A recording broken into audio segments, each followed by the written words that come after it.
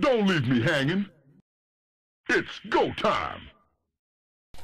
Hello everyone and welcome to Game 2 in a best of 3 series being played between coL.Naniwa. He is the green Protoss down on the bottom spawn of Shattered Temple. Up here on the top side we have the incredible miracle himself. It is IM.NesTea. He is the light blue Zerg. So we do have a cross-position PvZ. We just witnessed such a game on Shakura's Plateau. This is Shattered Temple, of course, which means Zerg can basically take 100 bases unless Protoss is super aggressive. So we'll see if Naniwa wants to do that Forge Fast Expand again. Is he going to be so bold as to drop a pylon on the low ground? And of course he is. He is super bold.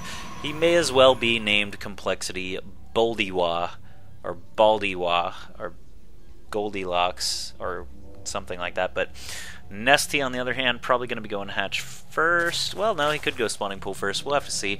Normally, you'll see a Zerg actually go spawning pool first, or at least extractor spawning pool against a Protoss opponent, just because they like to be so pesky with their pylons and their probes over that natural hatch area. Some players like Complexity Cats, who Naniwa is probably practicing against a lot these days because they're teammates, will actually go hide a hatchery over at a third base location or even another main somewhere on the map. And Naniwa actually going to check close positions here on Shattered Temple because this is Blizzcon 2011 and Blizzcon does not force cross positions or close flying positions. This is actually viable for Naniwa to scout here because BlizzCon 2011 doesn't realize that close spawns on maps like Metalopolis and Shattered Temple can actually ruin the validity of a tournament. There is actually a match that it may cast later between Sen and MVP where they actually do spawn in close positions on, I believe it was Metalopolis, maybe Shattered Temple, but we'll get there. We'll get there soon, or someday, eventually. IM.NesTea did actually go hatch first because Naniwa took so long to get over there, so he's going to go 15 hatch, 15 pool. Nothing too crazy though, and the Forge is actually done already. Well, it looks like Naniwa actually canceled a gateway there. I just saw a 113 return from Naniwa, so he's going to use this time to build some more drones. Oh, he's actually going for the pylon block. This is another effect, actually, of the BlizzCon version of this map. Normally in MLG there's a destructible supply depot here, a neutral one, that prevents 3 pylons from blocking the ramp, but Naniwa's trying really hard to do this. At least he is denying the mining time of 3 drones. Yeah, IM.NesTea can really just leave a drone there because there's no way Naniwa's going to be able to kill that down. He keeps wasting. That's 25 minerals, 25 minerals. We saw about 40 minerals lost from that gateway cancel. Naniwa is intent on trying to get this cannon rush to work. He has 463 minerals, so the Forge is already done. All he really needs is to get this cannon placed, and the hatch is done now. Spinecrawler starts building immediately. The Spinecrawler will actually be able to kill a cannon that's warping in if it's too slow. Naniwa is actually warping in a cannon back at home. Maybe it wasn't a gateway that he canceled. Maybe it was a cannon. The production tab was open, so you guys can let me know. Another 50 minerals lost there, and actually IM.NesTea loses 50 minerals as well, so at least there's attrition going on.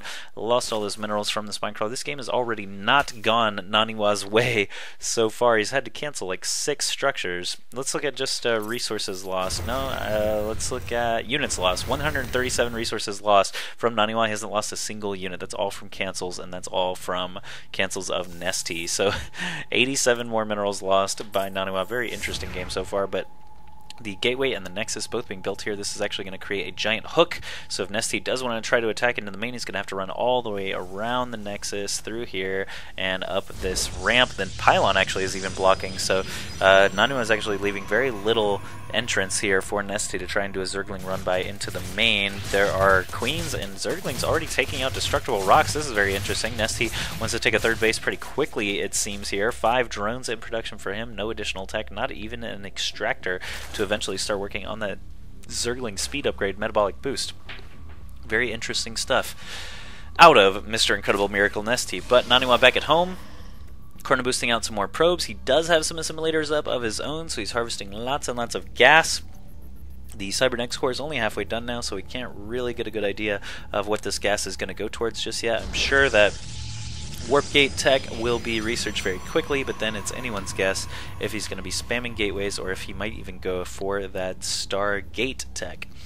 Or even a Twilight Council very quickly. Blink Stalkers can be very, very effective on Shattered Temple. because there is so much surface area on your enemy's base to be able to blink up and blink back down. You can even run up here, start killing stuff, blink down on low ground, kill a few more drones, run over here, blink across into the gold, and then make a clean escape. There's a lot you can do there. 2 Stargates actually going to be built up.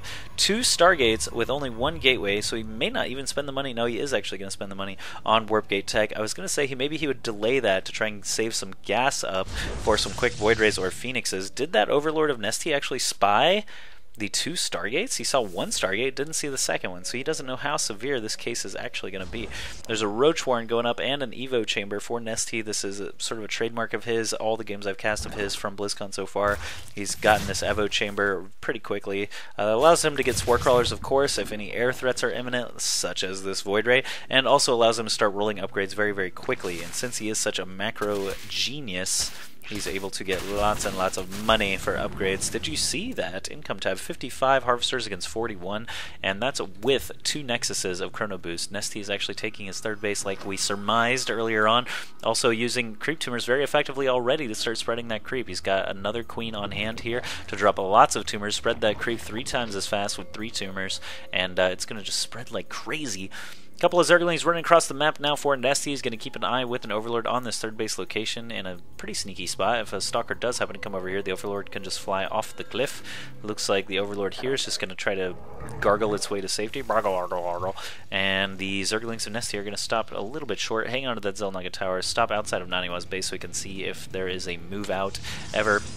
2 Void Rays rallied over to the gold base and then skirting around the actual Xel'Naga tower area. Spore Crawler's already down at the main. Spore Crawler also going down here at the natural. There's so many queens already out. Let's look at just the units tab. He has 6 queens. He has more queens than he has roaches or Zerglings right now. It's pretty incredible. He says, screw that, I'm not skirting the Xel'Naga tower anymore. I don't care. Maybe he just skirted with those first 2 Void Rays so that NesTea will think only 1 is on the way, or even a second one, when really they're going to be there very, very soon with the first 2. He's going to try and do something with these many, many queens. There's a Spore Crawler on the ground as well, but 3 Void Rays in tow already, and a Phoenix, and a 4th Void Ray coming along. So Naniwa, it's going to be all down to his unit control here to see how much damage he's going to be able to achieve. Evolution Chamber, a pretty good target actually, because that's going to prevent NesTea from building more Spore Crawlers quickly. 8 drones in production now. He doesn't have any anti-air units that he can build except for Queens, and another one's about to pop out now. These Void Rays actually in varying levels of health, but the Phoenix is trying to run escort duty, lifting up some of those Queens with their Graviton beams. 10 Zerglings on the way. Baneling Nest, that's very interesting. He realizes that Naniwa's entire investment right now is in these air units. Not going to have much of a ground force to be able to stop Banelings. 3 more gateways on the way as well. So Naniwa didn't actually manage to kill anything there. Let's look at units lost. He killed 1 thing for... was it a Zergling? Yeah, he killed a Zergling so far in this game. The Overlord is actually back in here taking a look around. He's going to see this pylon, see a couple of gateways as well. And the Void Rays and Phoenixes are going to have an interesting time trying to kill this number of Roaches and Speedlings. But they should be able to do it, obviously, without any anti-air here from those Queens. Naniwa actually is doing a little bit of warp-in tactics as well. Dropped a pylon on that leftmost spawn. And, ooh, Graviton Beam plus Void Ray is going to kill these Roaches very quickly. A very interesting tactic there from Naniwa, not wasting any energy, of course, on those Zerglings, but the Roaches all just got obliterated there. That's already 7 units lost for 600 resources. These Phoenixes have plenty of energy. He's only making 2 Phoenixes at a time now. The Void Rays are the bruisers. The Phoenixes are the light, quick harass units that pick up these Queens and just blast them down.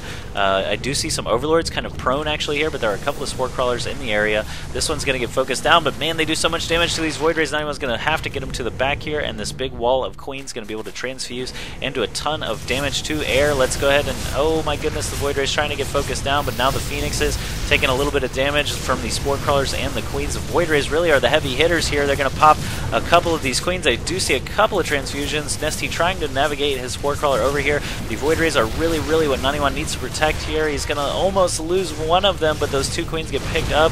There's still a Spore Crawler right there. 2 Spore Crawlers now still taking shots at the Phoenixes. This Void Ray and the red health needs to be very careful. They kill another Spore Crawler before it's able to root. Oh, +1 melee attacks are actually going to finish before the Evolution Chamber goes down, but more Queens getting picked up and destroyed here. If we look at that unit count, only 3 Queens remain. and they're out of range of any Spore Crawlers. Void Rays are doing such a good job. There's still 3 of them alive here, not taking any damage as there are no Queens or Spore Crawlers in range. They're not going to be able to take out this hatch before the next Queen spawns, so they can quickly flip over and try to kill that Queen. Here we go. Phoenix is picking up more Queens over on the backside. The hatch does go down, and 3 Void Rays still remain. Oh, a Corruptor actually came up. He built a lair back over at his natural and a lot of Spore Crawlers to be able to deal with this huge number of Phoenixes and Void Rays. But Naniwa, where the Zealots actually been going, he actually broke in over here through the destructible rocks and killed off this 3rd hatchery. So much has been going on here. The Phoenixes now flying around. There's a squad of Corruptors here. No more Void Rays are going to be able to survive this. So Phoenixes, he doesn't even really need them at this point. He has so many Zealots and Sentries on the ground. He should be in good shape. All these Corruptors tying up so much supply for Mr. NesTea. He has to build a round of 5 Overlords. That's a lot of larva time and minerals, of course, to be able to get that. Look at that, 1,600 minerals there for NesTea, building another round of Roaches. But this ground army is actually pretty formidable now, and Naniwa has 5 Stalkers that he's going to have come join the fight. How many gateways does he actually have? 1 plus 5, 6 gateways total. He's got a Twilight Council researching Blink right now as well.